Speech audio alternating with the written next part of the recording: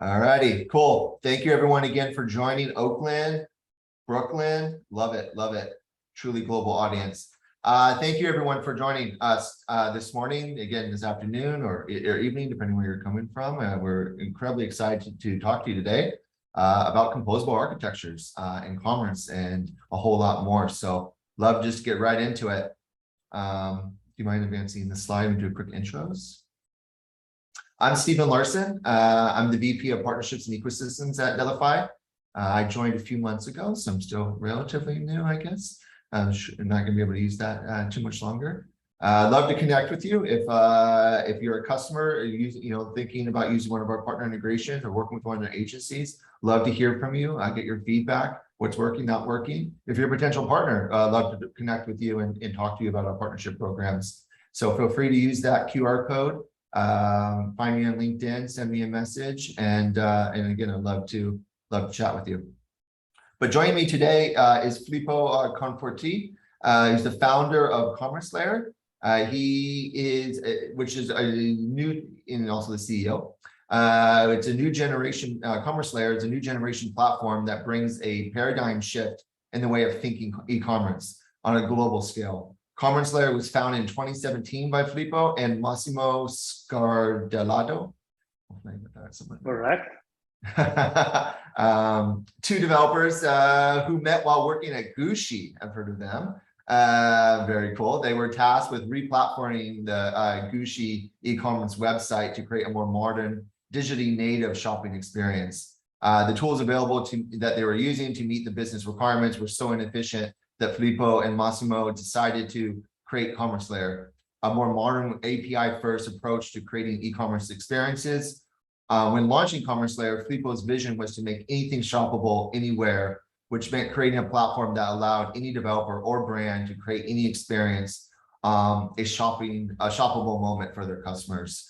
Super cool. Use the QR code, connect with Filippo as well. He'd love to talk to you, connect with you, and tell you a lot more about Commerce Layer. A couple of quick housekeeping things, and this is not going to be a death by PowerPoint presentation, so this is basically our last slide. This is very much an open live conversation today. So please drop in any questions into the Q&A. We will have Q&A at the end, but if anything comes up along the way, we will be monitoring that and we'll be happy to answer those questions pretty much in real time. But a few other housekeeping items, all participants are in listen only mode. So you don't need to worry about dogs barking or anything in the background or that mute button. This session is being recorded, just FYI. And please respect our community code of conduct, which you can look at gemstack.org/code of conduct and to get more details there. All right, let's do a quick poll. I would love to kind of get like a little bit of understanding of the audience from a composable perspective. So a poll question, so how familiar with the concept of composable commerce? Should have popped up with 4 answers.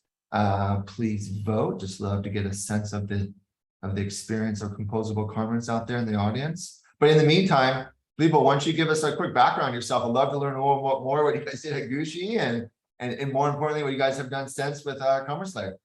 Yeah, absolutely. So hello, and thank you for the warm introduction, and hello to everybody today, and thanks for having me. Yeah, so real quick, you already said that I met my co-founder Massimo Scardellato in Gucci in 2011. It's quite a bit, and so we had that experience that was very important, but it was not just that. So at some point, yeah, we decided to create a commerce API, to create something different, because we were essentially tired to work with monolithic platforms, large or small, that claim to provide everything you need out of the box, and instead the reality is different. So yeah, we founded Commerce Layer in 2017, and yeah, now we are part of the headless composable ecosystem, and we are promoting this new approach, this new way of building e-commerce websites and experiences.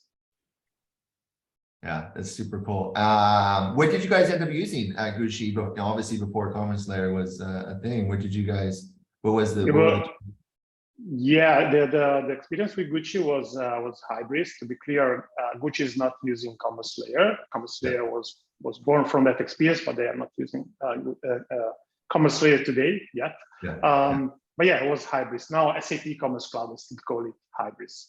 Yeah, interesting. Yeah, and you realize how much work that was, and wow, standpoint, a lot. definitely inspired definitely inspired you guys. So totally makes sense. Yeah. Okay, let's look at the results. Evenly split, basically 40%, 40% have heard of commerce layer approach and want to learn more. Was probably a big reason why you joined the webinar today. So we'll definitely tell you more about that.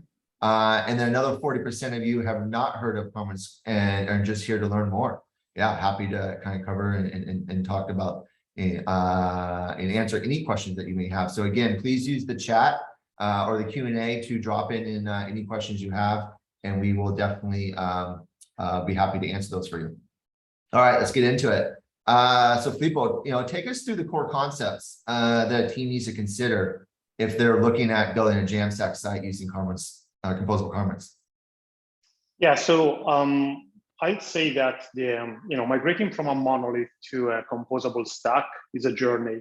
When you think of the promise of the composable commerce approach is to work with best of breed solutions that can fulfill each specific component of an e-commerce platform, of an e-commerce stack, with highly specialized services that can power your content, your search, your transactions, your payments, personalizations, and so on. So if you are, depending on where you are in this journey, you may want to take a progressive approach. We at Commerce Layer call it progressive decoupling approach. You start from a monolith and then you start decoupling that monolith by introducing more specialized components. So yeah, that's at a high level. And if we want to, so the first step again is to understand which these components are, to split the monolith and to identify and isolate these components, and then starting decoupling them one by one.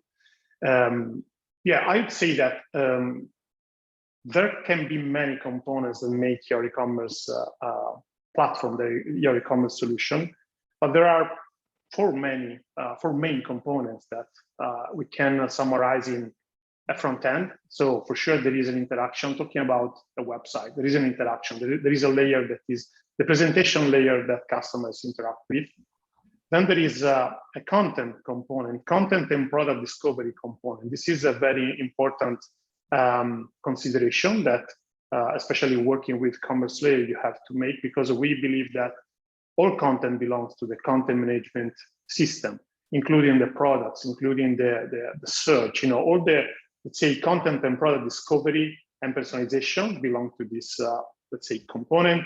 And then you need a transactional layer so that provide you with prices, with stock information, with promotions, orders, customers, subscriptions, and so on. And then you need something, you need a gateway, one or more gateways to get paid and so you need to select one or more payment gateways for your business. So these four components are kind of the main components that make your composable stack. And again, there can be many others, but these are the main elements, I would say. So what I heard is, monolithic architectures and a lot of experience that we have in the past is, it's very much like that waterfall effect where you need to figure out your requirements and design, and then you go and you do the implementation and you flip that light switch, and overnight, very scary, and your entire website switches over, right? But one of the big advantages of composable architectures is you don't need to do that, right? You can actually take your existing monolithic solution, whatever you're using today, like whatever Hybris that you might be using, like Gucci, and you can slowly start switching it, switching components out. And so that migration or that flipping that light switch and being very stressed out, just doesn't come with composable architectures. One of the many benefits of composable architectures. And what I also heard you say is there's really four components of e-commerce stack within composable architectures, and that's the front end, the content layer, the transactional layer, and the payment gateway. So again, you don't need to do all four of those at the same time. You can kind of work on those one at a time. Very cool. So now that we've kind of discussed those four components, Can you tell me a little bit about progressive decoupling? Something I've heard a lot about. I'd love to know more about that, and and many of those audience might have that same question. Yeah, again, to migrate, the journey to that goes from a monolithic solution to a fully composable stack made of best of breed tools is a step-by-step journey. And the first step is to actually adopt a composable mindset, because apart from the technology, you need to start thinking of your solution as a composition of different solutions and highly specialized solutions. So this is the first step. Going from one monolith to two components, it's a first important step. So what's the first component that you introduce? We at Commerce Layer believe that this component should be your transactional layer, your checkout. If you're selling online, you want to start from let's say the heartbeat of your e-commerce infrastructure, which is the system that allows you to get orders from anywhere, and you want it to be as flexible as possible. You want to support different prices for different currencies. You want to support different payment methods and payment gateways across different countries, markets, or business model, B2C, B2B, and so on. So once you have fixed, let's say, your checkout and your transactional engine, then you can go from there and add and improve your experience. And actually what you do, again, if you swap your transactional engine, your checkout from your monolith with a platform like Commerce Layer, you're not just improving the checkout of that system, of the .com website, let's say. You're adopting one checkout experience, which is omni-channel, which is headless, which means that the same checkout can be plugged into the same .com website, improving the experience and the conversions, but the same checkout experience can be plugged into other channels, other experiences that can be like marketing campaigns, can be pop-up stores, can be online, in store, or mobile apps, and so on. So again, that's why we believe that this is the first component. Start from checkout, and then iterate over your customer experience and improve the customer experience on the design, content, personalization, and so on. Yeah, I mean, it sounds kind of scary starting with checkout, right? That transactional layer, but I understand the immediate benefits, and sometimes you start to prove out the ROI, sooner than layer 2, which depending on the overall program budget timeline, it might be a very good thing.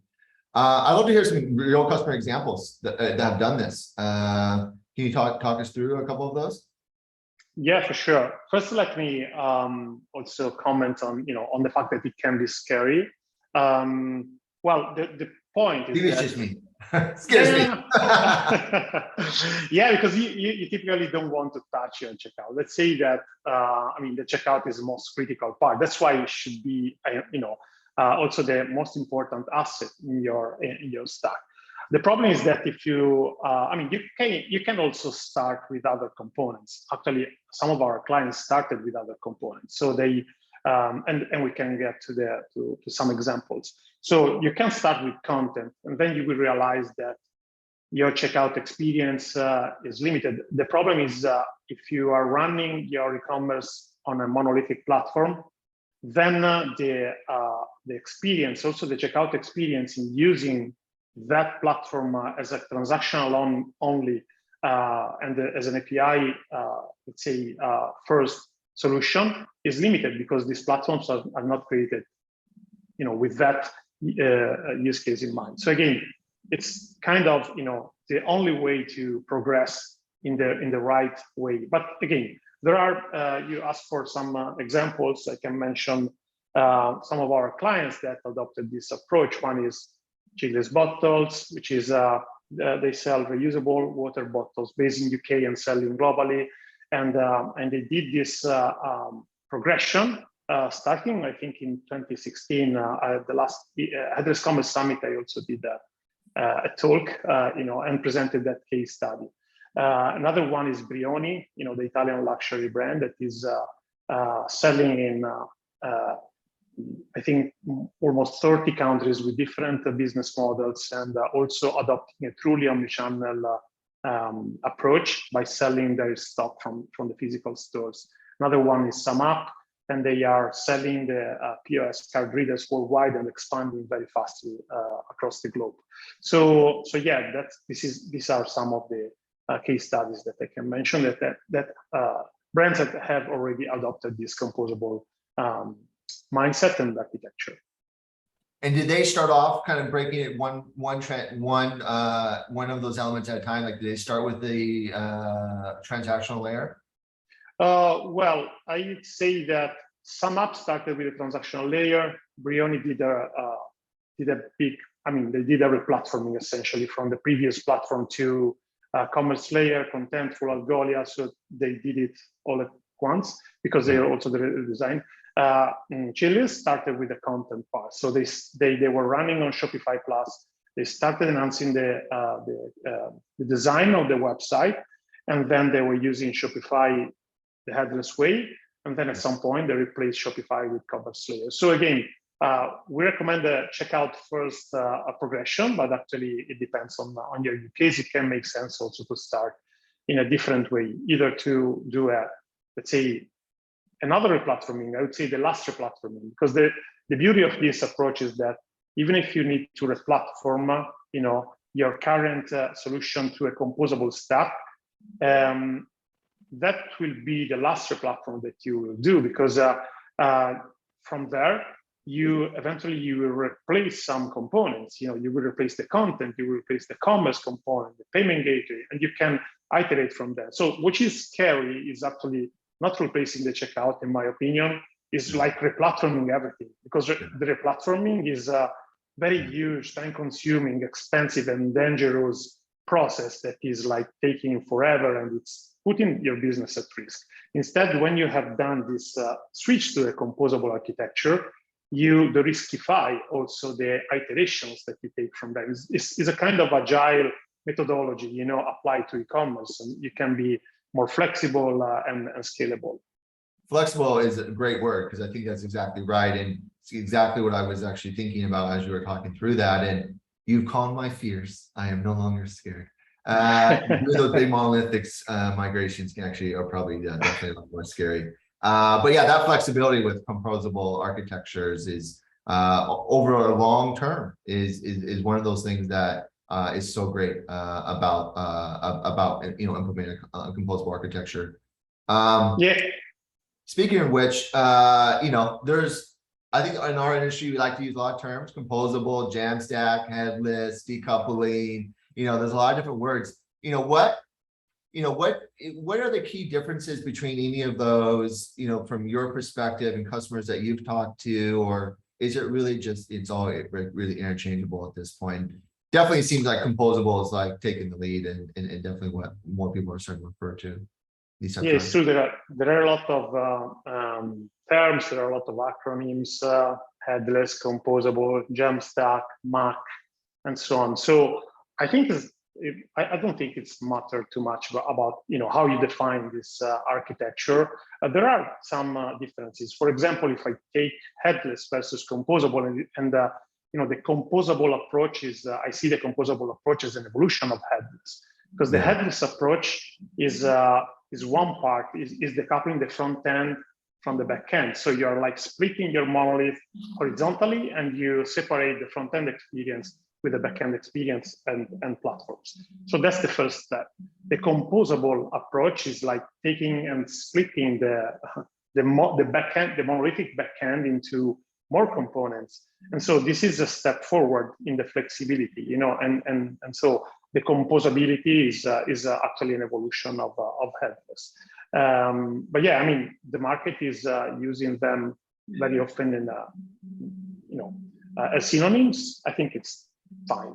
I mean, it's But that's actually a good way to put it. Because headless, to be honest, has been around for a long time within ERP, and it's definitely the concept of decoupling the front end from the back end. But to your point, composable then says, okay, let's talk about that back end and how it breaks down, and that flexibility from there from an API first perspective.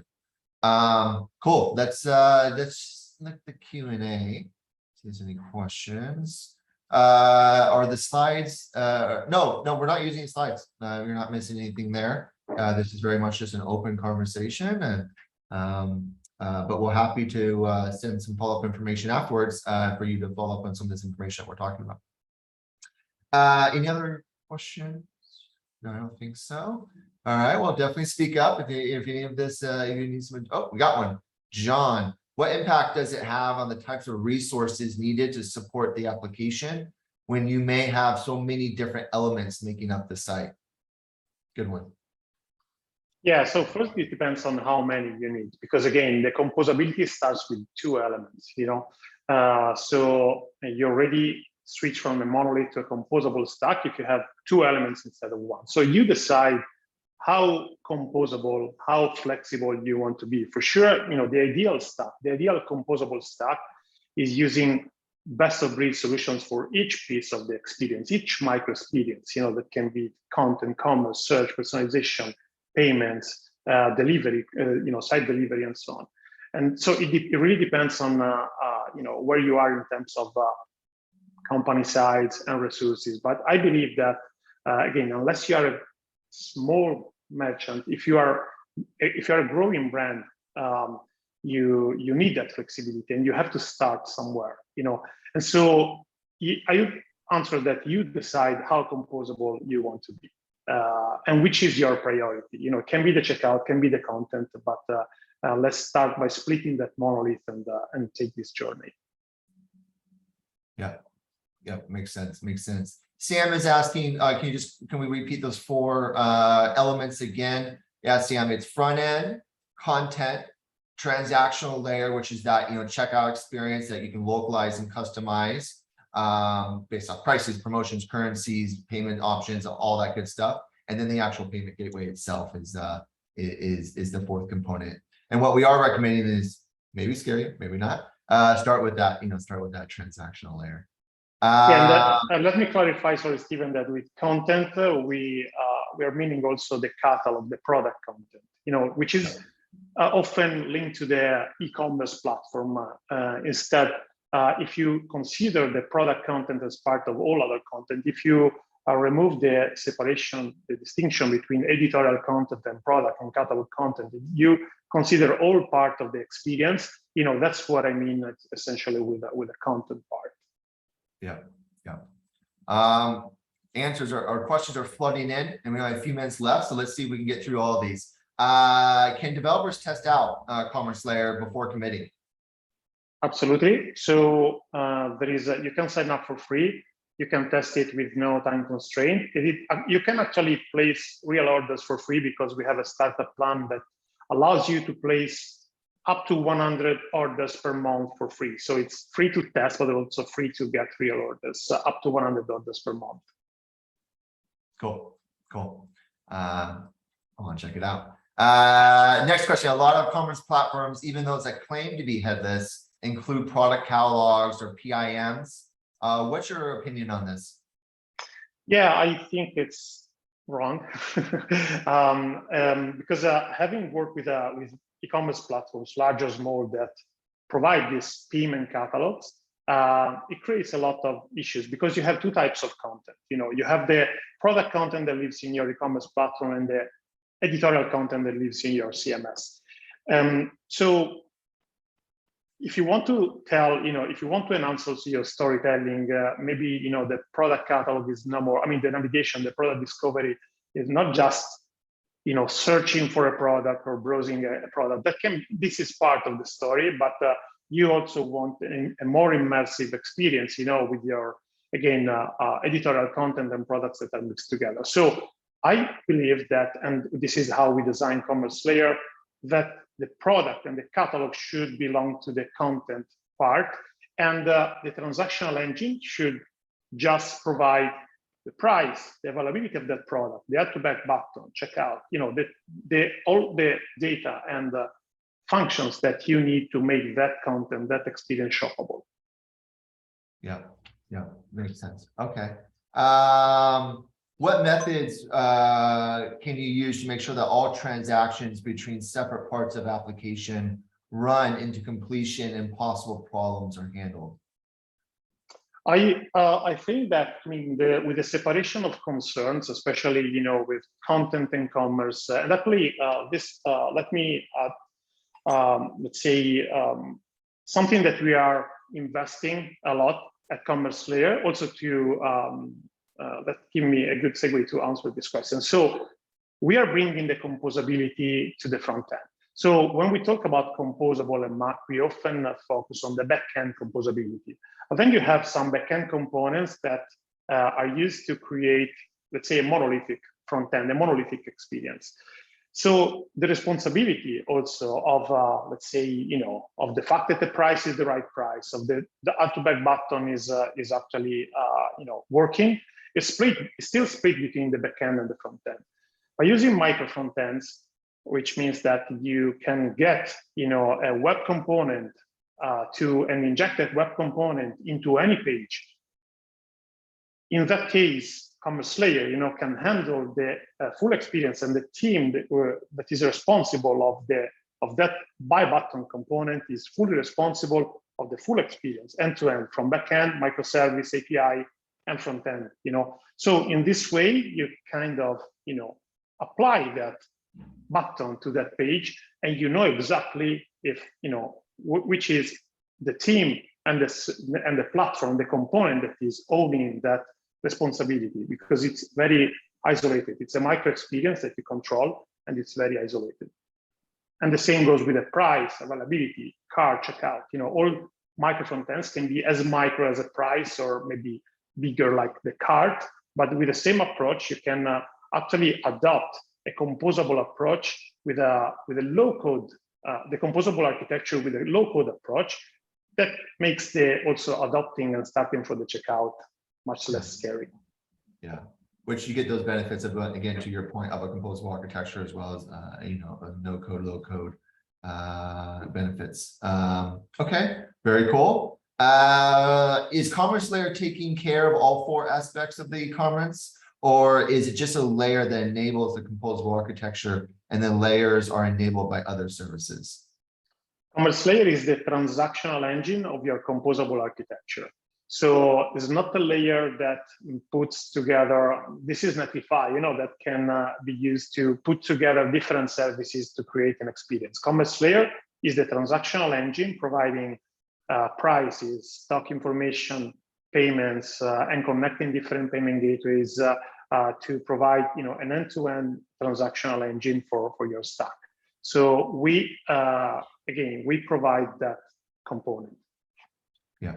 So again, you're providing one of the four different components in the e-commerce layer, where for the content, you might use something like Contentful, payment gateway, you might use something like Stripe. So that's where all these are, you know, and we have many more partners, starting to get into the hundreds of partners in our ecosystem. So I would recommend going to netlify.com and going on to our tech partner directory to learn more about all of our different partners that can support these different four components and more. Okay, great. Do you have any recommendations for a headless CMS that works? Speaking of which, do you have any recommendations? Who are your headless CMS partners that, you know, work well with commerce layer? Yeah, I mean, I would say the short answer is any. The longer answer is we are partnering with Contentful, we are partnering with Sanity, Data CMS, HighGraph, formerly Graph CMS, but also Strapi, which is, you know, we have, I mean, these are the main CMSs that have been, are used by our customers today. Yeah, yeah. There's some of our favorite partners as well, and more. Can you kind of share the challenges in the data layer as we split the monolith, cache limitation, sharding, latency, some of those things that come up? Well, for sure, each API, each service is responsible of providing the, you know, a fast response time, high availability, and so on. So by splitting the monolith and adopting, you know, and composing your stack with different components, you outsource that responsibility to these components. And so you want to make sure that these components can be, you know, again, fast, reliable, and scalable as you need it. So that's why you should investigate, and test.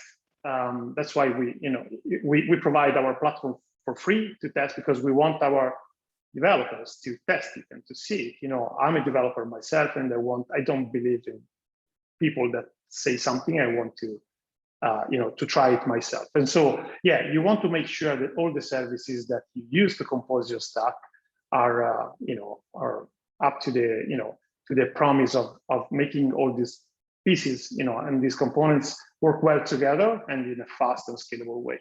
And for sure, all the partners that we have mentioned and others are great at that. Yeah, and to that point, that flexibility and those benefits that you mentioned are all great. But one of these other questions is a good one, and that's like, isn't it really expensive to bring this all together and run a headless service? Well, again, it depends. For sure, if you are looking to if you're looking to build the best in class, if you are buying the best in class services and you want to optimize every single pixel, every single experience, the stack can become expensive. But actually, you should compare that best of breed stack with, let's say, platforms that are more oriented to large enterprises, and I can assure you that are much more expensive. And also, you should evaluate if it's a cost or an investment, because you are investing into a new architecture, and you should evaluate the cost, the total cost of ownership, not just for the project, but for the next 1, 2, 3, 4 years. And on the other side, I would say you don't necessarily need to start with everything. I take one example, Algolia, which is one of the best search engines, so which really brings you the best search experience to your website. But do you really need it? Maybe you don't need it from day one. So you decide how composable you want to be. And maybe you can start, depending on your catalog, depending on your needs, maybe you can start smaller and can compose your stack with, let's say, smaller components. And I also think that now, if you look at the partner ecosystem, of Netlify and Commerce Layer, Contentful, and others, there are different options with different price points as well. I mean, there's a lot of open source stuff too, as well, that you can use for, for sure. features and different things. So again, going back to that flexibility kind of gives you that option that, if cost is a concern, which it always is, and we all operate within budgets, what you want to prioritize. And then as you start to realize some of those benefits, on the ROI front, by improved checkout experience that increases, or decreases abandon rates, right, and increases your revenue, or just allowing you to launch a new product, a whole new brand faster than you did before, where in the past there's an opportunity cost. There's every day, every week, month goes by, you're leaving money on the table that you'll never recognize, versus in a composable architecture, you're just able to move quicker and be a lot more flexible, test out things as well if that's what's needed. So a lot of those ROI benefits is what we see many of our customers start to recognize, and then that's where they really start to get excited, right? When the money starts coming in, and they look at quarter over quarter, year over year reports, and they realize that one of the big drivers was because of a composable architecture. Yeah, and also going back to the micro front ends discussion, and offering that we are providing. So if you start with micro front ends provided by Commerce Layer, and I mean, really web components and our hosted cart, hosted checkout, hosted my account, you can really transform any website into a multi-country, multi-language, multi-everything e-commerce website with no code or low code. That's how you start. And for sure, our checkout is highly optimized. Is it's very also in terms of responsibility. We are testing it, we are measuring it and improving it every more and more. But you have always access to the underlying API. So in case you are not happy, so you start with using all our micro front ends, and you are done. Really, you can build in a day. You can go composable with Commerce Layer in a day. But if you want to control and to own the experience, the checkout experience, for example, you have always access to the underlying APIs and build and design a custom checkout experience. I think that in terms of total cost of ownership, there are two ways of like making the headless approach more affordable. One is to like adopt a front end as a service, like use Storefront, for example, like Shogun, so you can like start with something that is reducing the complexity of composing your front end experience. The other one, and this is actually what we prefer, to be honest, is also bring the composability to the front end and using and adopting a micro front ends approach so that you can really plug micro experiences into your front end step by step and with very low coding effort. Agreed. We're getting some great questions, so we're just going to keep going. And we have most of the audience still on, so I want to get through as many of these questions as the audience has. This is a good one. What type of e-commerce companies are not suitable for composable architecture?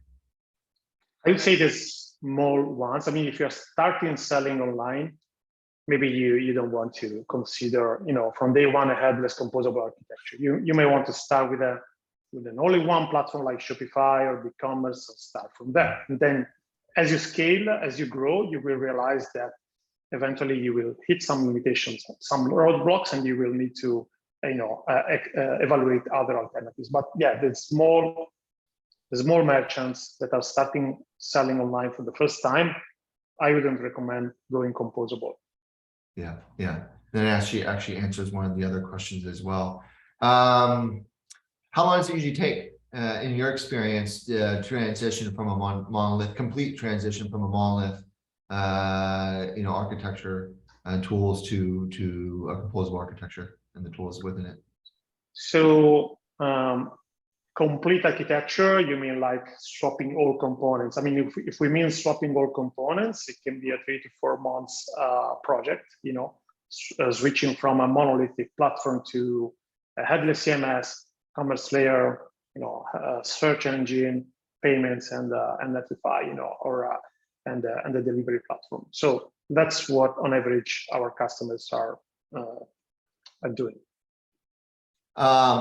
Then at that point, kind of going back to like if you did start on a smaller monolithic platform, when's the right time to evaluate composable? Like what would be a trigger point for a company, whether it's based off their size, number of products they have, the regions they're in? What would it be? What is a kind of a trigger point you think to start looking at composable? Yeah, I think it's something that you will realize, because and the trigger point can be the flexibility, let's say the scalability or international scalability of your platform, for example. Can be the international scalability because you want the possibility to support different payment gateways for different countries, or supporting the local payment methods, and to let's say support different promotions for different markets and so on. So this kind of scalability, or maybe you're scaling to more channels, and so that's another reason why you want to go headless and composable, because you are not just limited to your .com experience, but you are expanding your business to different channels, and so that's another reason. Another one is, as we said, you have typically the e-commerce platforms are also e-commerce CMSs, but provide quite limited content management capabilities, and so that trigger can be the need to unlock, the flexibility of your design and your experience from a content and product discovery perspective. Cool, Richard. Squeezing in one last question. So this will be the last one. How would you add a customer loyalty system to the platform? Any recommendations there? Yeah, so with Commerce Layer, we have the customer group model, and the customer group is one of the let's say resources, one of the level of flexibilities that you have to provide, for example, different prices or different promotions. So in Commerce Layer, you would create more customer groups. You'd connect one promotion to each customer group that could be like different levels, different tiers of a loyalty program. And so, for example, you could have like your silver, I use the bronze, silver, and gold example, that have 10%, 20%, 30% discount. So you attach this discount to this customer group, and then you will have, we don't manage the, let's say, the loyalty program logic. So you do that externally, but meaning that you, and especially because maybe you are selling online and in store and you want an omni-channel loyalty program, not just an online loyalty program. So you have your CRM, with your CML, you manage the loyalty program, and then you use commerce layer just to switch one customer from one customer group to the other, and the platform takes care of everything else. The fact that controls that you are actually that customer and unlocks that promotion for you and the checkout experience that is linked to that loyalty program. So yeah, that's how it works with our platform. Yeah, and customer loyalty programs are so important nowadays. I just heard the stat Starbucks, like something like 50 or 55% of their sales are just through their from their loyalty members in the loyalty program, which is just insane. So and we all have our favorite loyalty programs. Mine might be Marriott. I've been a consultant for a good chunk of my career, and very proud of my status and my points. Richard, hopefully I answered your question, and everyone else, thank you so much to the questions. We got through, I think, all of them. Love to continue the conversation with you, so please reach out to Filippo or myself, Stephen, connect with us, scan the QR code, and we'd love to continue that conversation. So thank you again for everyone's time today, and Filippo, thank you for dialing in from Italy. Yeah, have a good evening.